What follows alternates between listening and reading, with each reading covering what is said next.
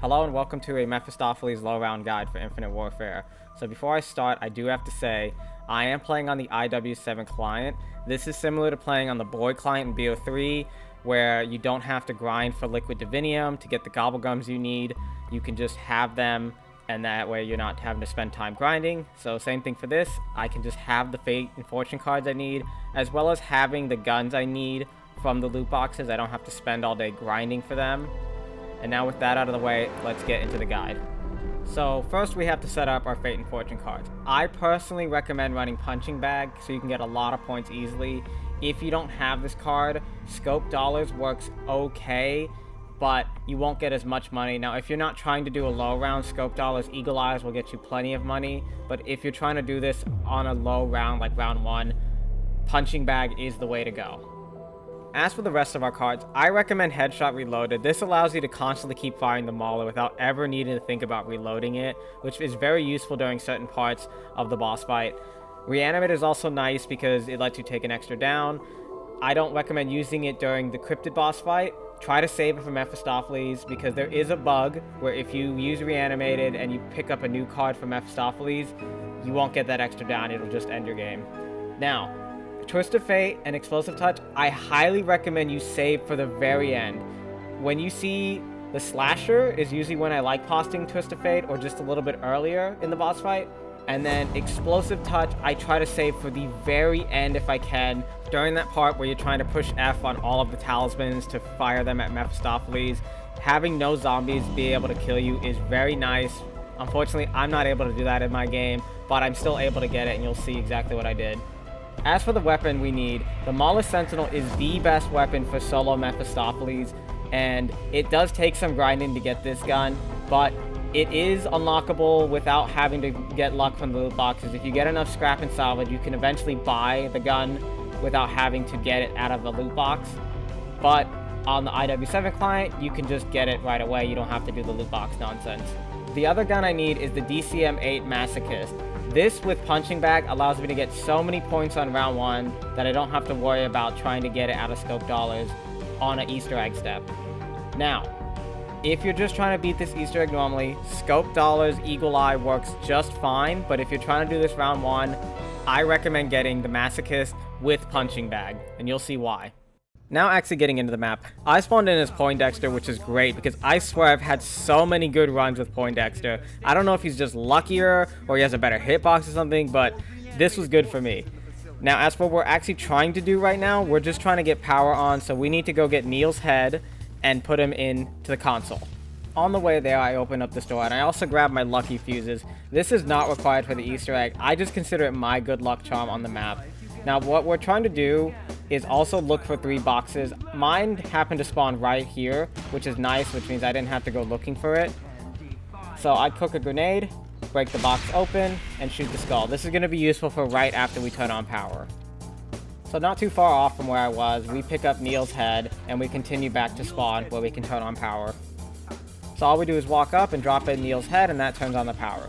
So now we have to go pick up 3 bridge pieces around the map. Our first one is right next to this container and staircase, and when you pick it up, more cryptids will spawn, so just be careful.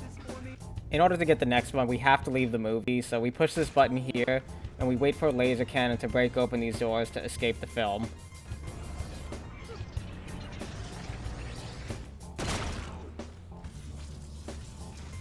Our next bridge piece is right on a burning car next to a portal, which I step on the symbol to turn on. And then I pick up the film reel, which is another good luck charm, not required for the Easter egg, just for me. So then I open up the last portal, which takes us to spawn. Now that we're back in the movie, we have to stand on this red X and defend ourselves. This red X will not spawn if you did not shoot the green skull, so if you haven't done that, go look for your box and shoot the green skull. So now we stand on our red X and it turns into a green circle. We must defend ourselves on this, and I kill my cryptids by this point because when they die during this part, they will respawn as zombies. So we can kill as many zombies as we want during this part. They spawn infinitely until the green skull spawns. If you look in the center there, you can see it's slowly rising, and we're trying to make it get to the top so we can pick it up. Once it gets to the top, it'll move to 1 of 4 locations. I pause buffer to see where it goes. Mine happened to be right there, so I run and pick it up. and then I pick up the entangler. Now, all your infinite zombies will die, and the only zombies you'll have by this point were however many cryptids you had alive before you started this step. Now that we have the entangler, we have to go around picking up 4 floppy disks around the map. Our first one's right here. We pick it up with the entangler and throw it into a vent. After that, we need to run up and pick up an astronaut helmet with the entangler and carry it to a monitor. So we shoot it right here. I just go for the cross map shop and run. And then I go into this room here and pick it up. And I try to aim it at this monitor here. It's the easiest one to hit. Once it's open, we can see our next floppy disk right there on the counter. By this point, I also like to get my money from the DCM-8. So again, you need the masochist and punching bag. Once you pop the card, you start firing, and you can see just how much points I'm getting. It is a lot. I end up with 40,000 total points by the end of this.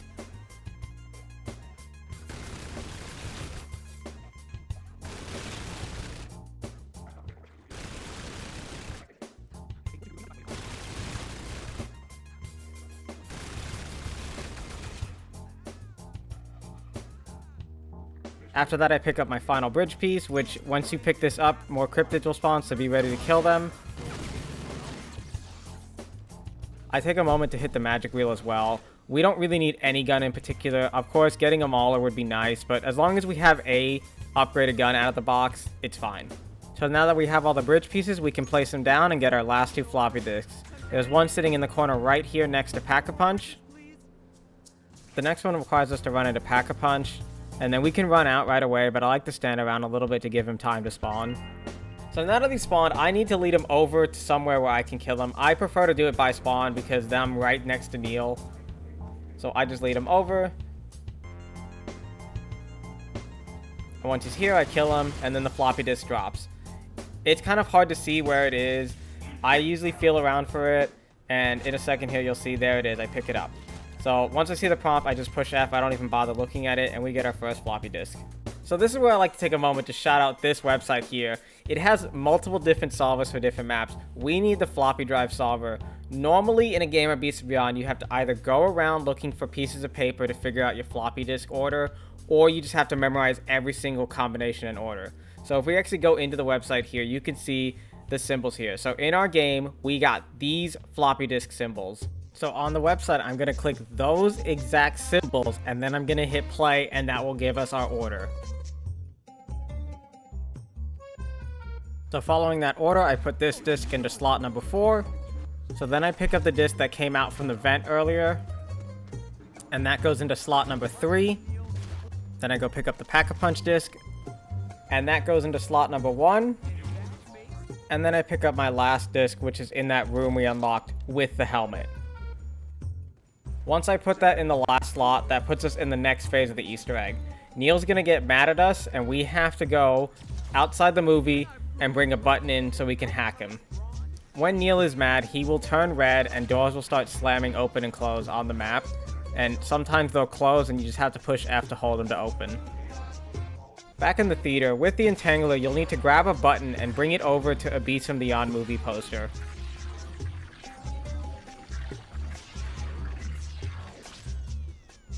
That will send the button right here under this desk, and all you have to do is prone and push F on it, and that unlocks a panel in this room. So now I'll explain how hacking Neil works. We have to flip the horizontal or vertical levers into a different orientation, starting from left to right and going down at each row. All we have to do is follow the first pattern we see as we flip it. It's going to be changing while we flip the levers, but we want to follow it using this pattern here, which was our starting pattern. So you see here, I flip that first one, then the next one over, then the next one, and just so on and so forth, trying to follow the pattern that I saw.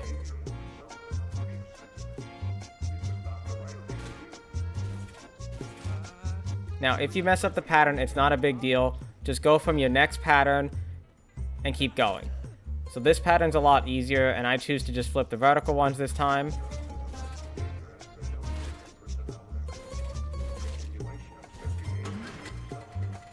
And I almost get down here, but that's not a big deal. But with that lever flipped, you'll see Neil is green and happy, and we're good to keep playing. Now, for this, there's a little trick that you want to do. If you constantly bring up and put away your entangler and then shoot it at Neil, this breaks this step in the Easter egg. Normally what's supposed to happen is a bunch of zombies will spawn and chase you as you deliver Neil's head to Pack-a-Punch. But by doing that with the entangler, no zombies will spawn and none of the doors will lock, allowing you to freely walk to Pack-a-Punch. They have never patched this glitch. They had forever to patch it. So because they haven't, I highly recommend you do it.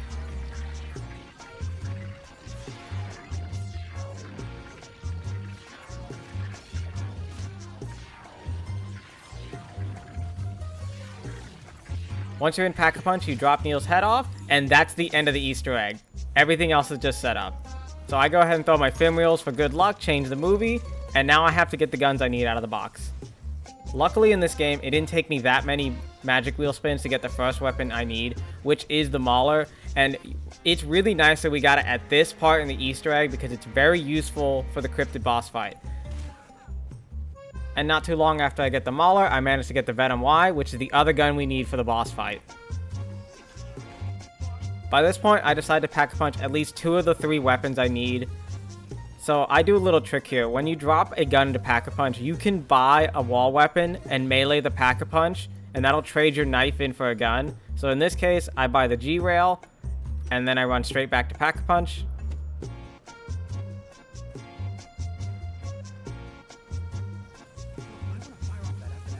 And once I melee it and push F, it'll give me back my Venom Y, but I'll also have the G-Rail, the Mauler, and the Banshee. Now, I also take a moment to get rid of Meal Munchies. I don't really want to juggle 4 guns, and we only really need 3 weapons. So I go ahead and hit the magic wheel, because I do not want to go into the boss fight with the G-Rail. I just want something decent. I'm hoping for Kindles, but they're not going to be that useful since I can't upgrade them. So I get the K-Bar, and that's what we're just going to rock with for the boss. So back at Pack-a-Punch, I use my last 2 points to upgrade the Mauler, and then I can go straight into boss after this. Once you're ready to start, you hold F on Neil, and that takes you into the boss fight. Once I'm in the boss fight, I pop Headshot Reloaded. I make sure I have ammo because of paranoia. And what we're waiting for is for this laser to fire at a box and release a rhino. Once he spawns, I have no issue killing him with the Mauler because it's just that good. And then we need to wait for the rest of the rhinos to spawn.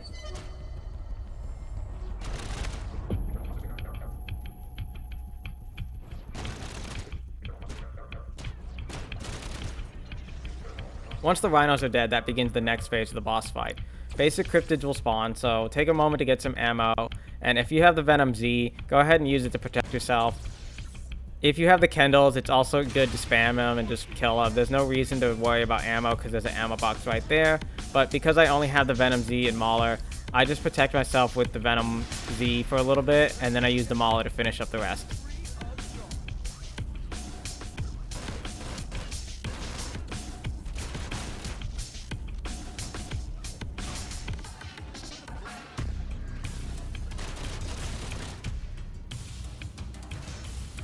After that, we get the third phase, which is where a laser will start firing on you. So I stand in this crate and just ADS and fire the Mauler. Because of Headshot Reloaded, I don't need to worry about reloading. And occasionally I'll use the Venom Z to protect myself and pick up eggs so I don't have to do the reload animation. But I mostly just rely on the Mauler for this.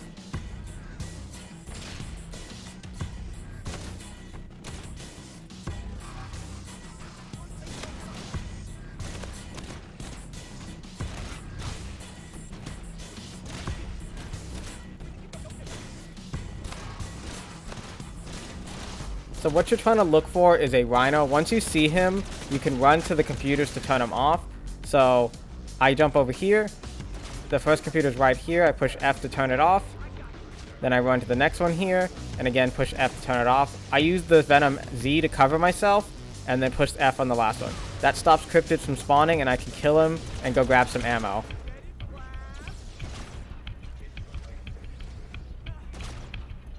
Now that I have ammo, I go ahead and pick up the first sentry turret back here, which was exposed by the laser turret.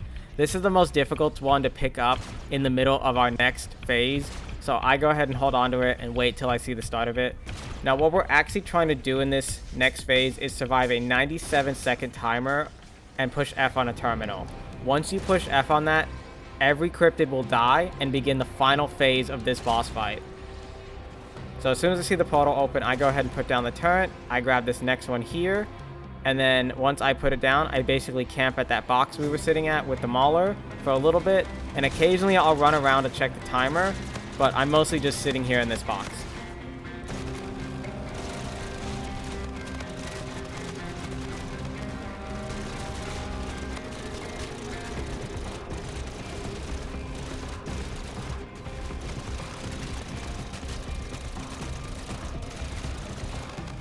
So by this point, I decide I'd go check the timer, so I do a little air strafe to get on this box, and I see that I have still plenty of time left, so I'm still having to sit in that box.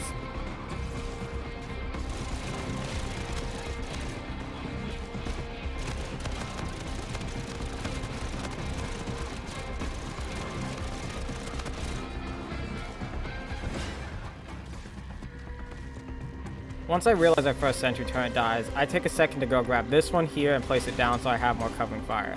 I try to get the next one, but I unfortunately don't have Kindles and I shot my Venom X, so I'm unable to protect myself and I take an unfortunate down. Now when you're in here, wait a few seconds before you come back in and be ready to run, because this is your only chance to pick up and Atoms, and if not, you'll have to do the rest of the fight without it.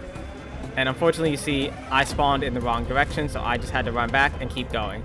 I get lucky there and able to squeeze by that rhino, and I pop Explosive Touch out of fear of going down, but unfortunately, I didn't need it. The rhino didn't stay down there. He went over somewhere else, so kind of a waste.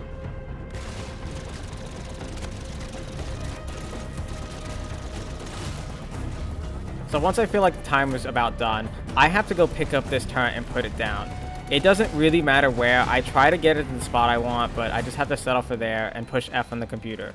If I didn't pick up that turret, I would not be able to pick it up for this final phase here. So now that I'm clear, I pick it up and I put it in a more optimal spot, and I have to be ready for the mammoth fight now. The actual mammoth fight isn't too difficult. You're basically running around in a circle and training these guys while you shoot them. As you shoot them, they will drop blue fire, which can damage you, but if you run in a certain line, you will not take damage from it.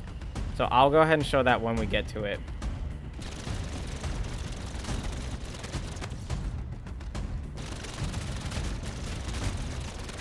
The way you avoid taking damage is staying parallel to this wall of this shipping container. By doing that, no matter how much fire they put in the middle, you will not take damage from it if you stay on that line.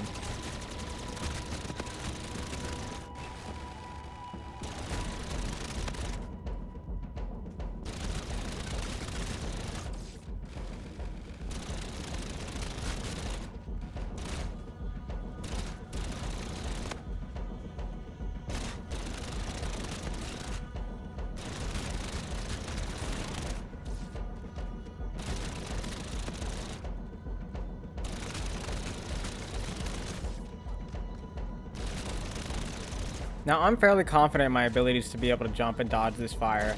If you don't want any fire to spawn there, just don't shoot the rhinos when they're back there and only shoot them when they're running down the middle. But again, if you have confidence, you know you can jump over it and you know you won't take too much damage. It's not too bad to leave some fire there.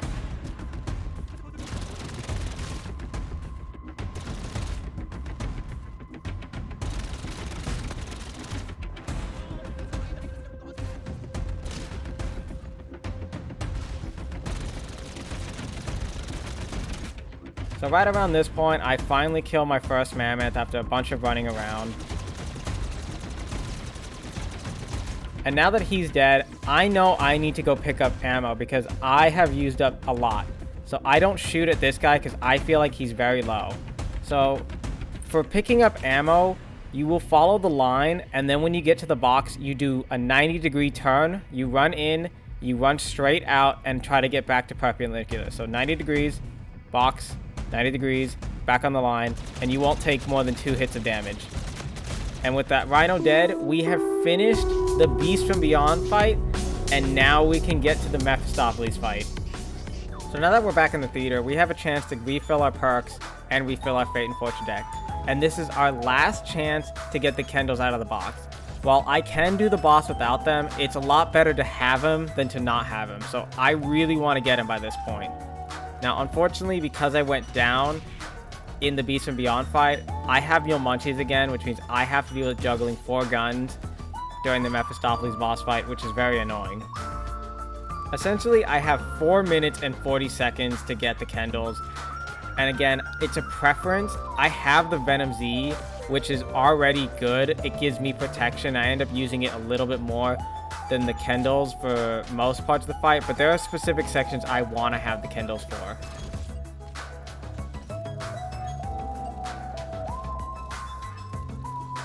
Now, I also take the FR40 and put it in my mule kick gun. It's not as great as the Mauler, but it is useful, so at least if I'm going to be juggling 4 guns, my other one's useful. But then I finally get the Kendalls, and now I know, okay, this is it. Now it's just me and Mephistopheles. I know how to do this. I'm in his head. I just gotta lock in.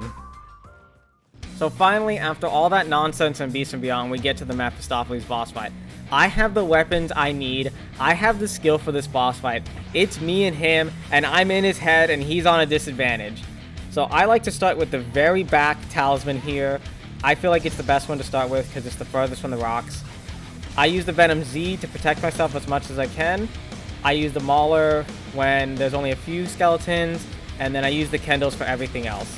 So a lot of this is just you need to stand on this talisman and build it up and dodge his attacks. Attacks like Fireball, if you get hit by all of them, it's game over. He has a few other attacks like Flame Spit, which is a one-hit kill if it hits you. And you can see I get red screen here, which is very risky. But then he does Black Hole, which is very useful because it allows me to just stand on this circle and build it up. After we stand on it long enough, souls will start popping out and we need to shoot him with them with the Entangler. So it takes 4 shots on solo. It does take a little bit more when you have co-op, but it also is an easier fight on co-op. So once you've shot all 4 or more ghosts at him, you have to shoot him with your Mauler and pretty much just spam it on whichever symbol is glowing blue. And then we start our first wave of enemies.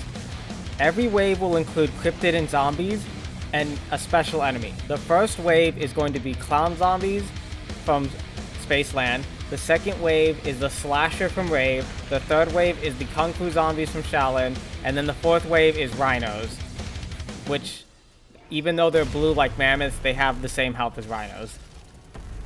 So this wave is pretty easy. I just use the Venom Z to protect myself and the Kendall spam. The clown zombies aren't too bad, and once it's done, I pick up the max ammo and hide behind the rocks.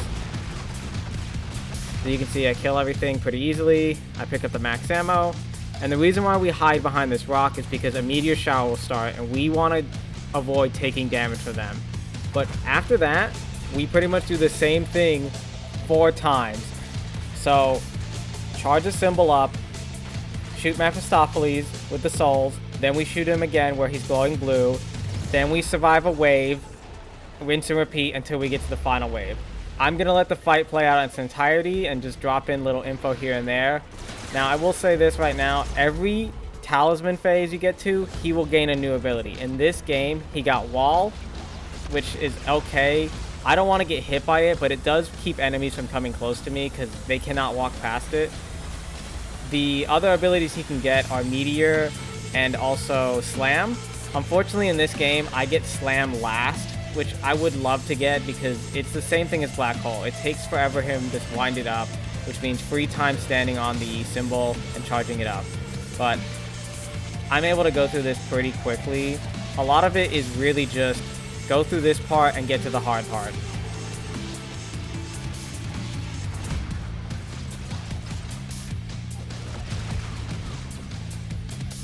Now you'll see here, I take an unfortunate down.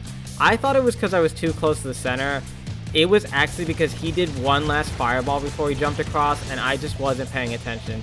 Really, you shouldn't be taking your eyes off Mephistopheles if you can help it, but I got a little too confident. I was like, oh yeah, he's going to come in the middle now, but nope, he wanted to get one last in.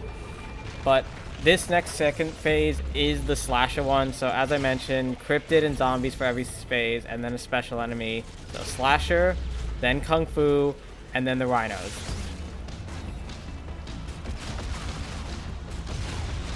So I pretty much just keep myself protected with the Kindles for this. When I see the slasher spawn, I face towards him. For some reason on this map, he is not as likely to do charge if you face towards him, and he dies to the Mauler pretty quickly. I also noticed my change choose refreshed, and I get the ice ability, which is one of the best abilities for change choose. But as every other step, I hide behind the rock, and I just wait out the meteor shower.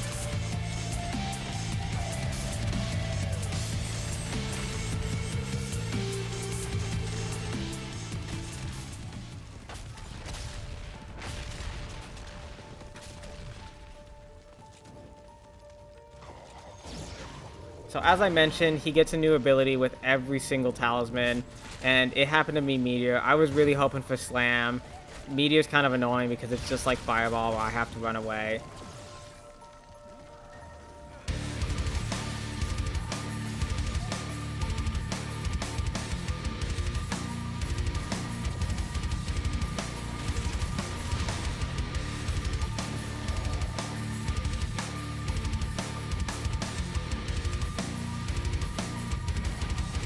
So right here, he does wall on a very unfortunate spot. Because it's covering up a symbol and I'm not standing on it, it's losing progress. So I have to make a risky play and jump on it so I don't lose any of my progress, which does pay off. There were not that many skeletons, so I didn't have to worry about getting hit, and he didn't do Fireball.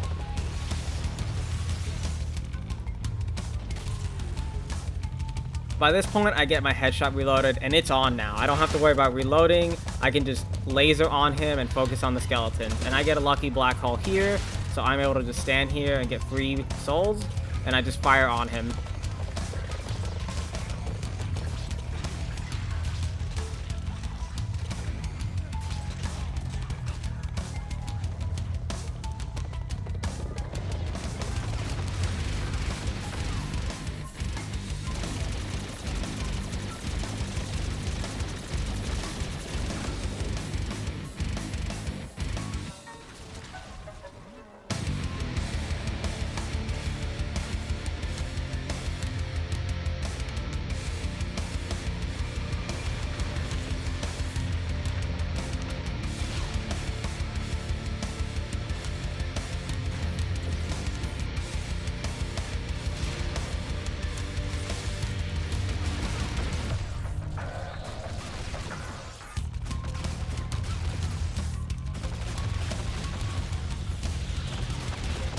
So this one, it's pretty much just spam the Kendalls and don't run.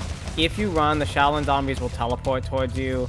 So just spam the Kendalls and keep yourself alive.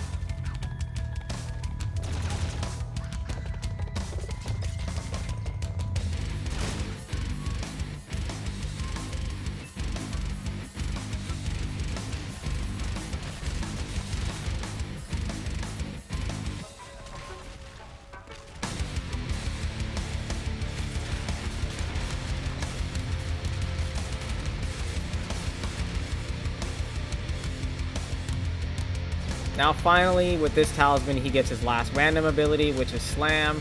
Unfortunately, I wish he got it sooner because it would have been nice, but I guess better late than never. Now, he does get one more ability out of this. His very last ability is always Firestorm, no matter what. So he can get Slam, Wall, and Meteor in any order, but his very last one on the very last symbol will always be Firestorm.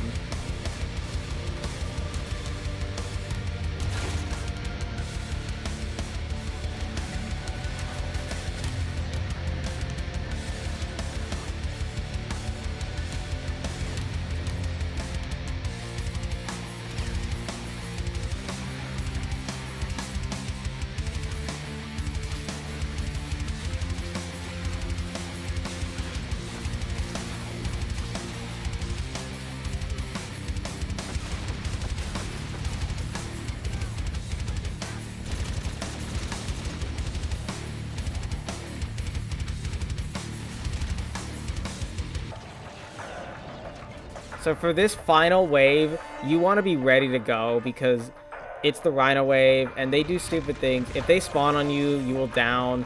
If they charge you off spawn, then it's red screen and you have to hope nothing hits you. I make a mistake here and I'm not standing close enough forward. And when a Spectre spawns, I'm not on him immediately. So So boom, there's one. I didn't get him right away, and I end up getting hit by 2 specters and a zombie. So I have to pop the explosive touch, which I made a mistake earlier saying it wasn't useful. No, this is it. I was getting hit by the rhinos and zombies, and luckily I was able to get out of there alive. So the rhinos die pretty quickly, and even though they're blue, they have the same health as rhinos. So yeah, they just die fast with the mauler. And this begins the final phase of the boss fight with this talisman symbol.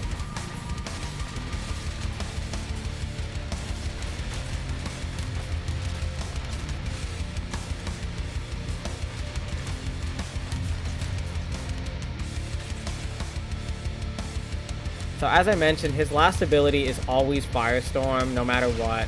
For this, just stand far back and watch the fire and see where it goes. If you can hide behind a rock, that's good, but try not to stay there too long because zombies will catch you. And of course, if he does a fireball, it might hit you. So just play it smart, watch where the fires are going, and it's not too bad, but it can be very annoying if he does certain things when it happens.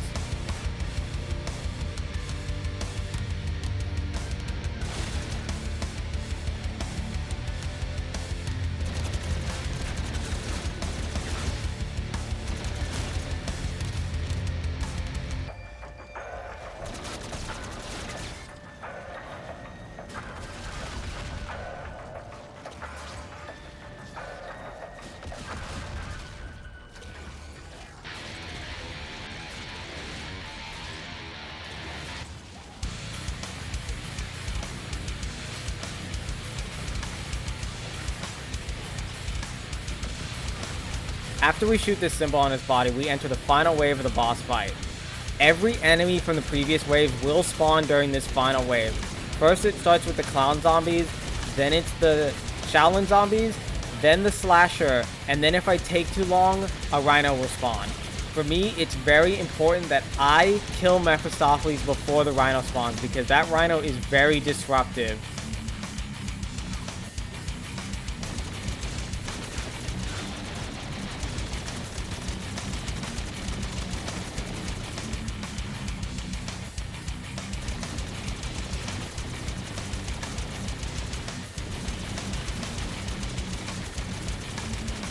Now, as for what you're actually trying to do during this part, you're trying to damage Mephistopheles enough so talismans come out of each of the symbols. So you can see the first talisman right there, and I just have to keep laying into him with damage until all 5 have popped up. And during this, all of Mephistopheles' attacks are on the table. He can do everything he's done up to this point. Now, I'll give a little funny bonus here. I did this live on stream, and somebody I know showed up at this part, and they were like, what is going on? Is this really Call of Duty? It was kind of funny because I was like, I cannot explain what's happening right now. Just take it what it is. It's the devil in Call of Duty.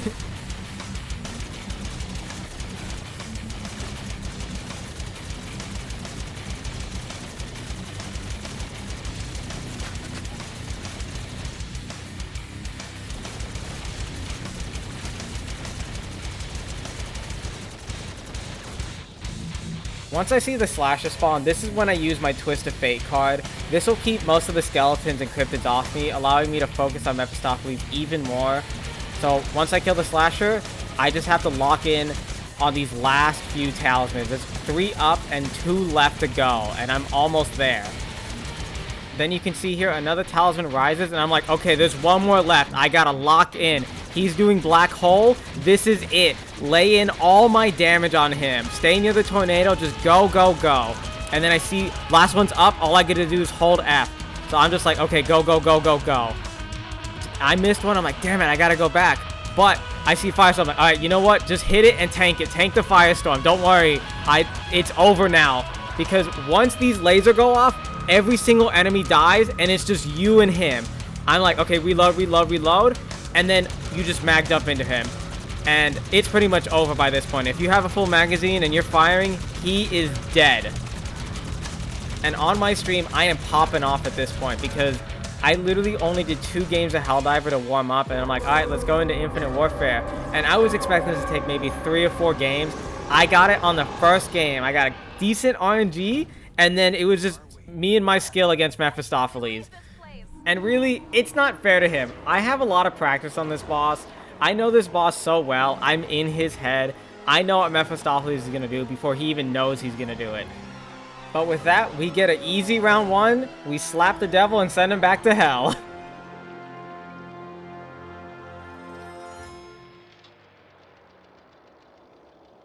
So I'd like to thank anybody for watching. And if I ever do another video like this, I hope to see you in the next one. And I'll leave the full unedited game in the description if you want to see the actual run from start to finish.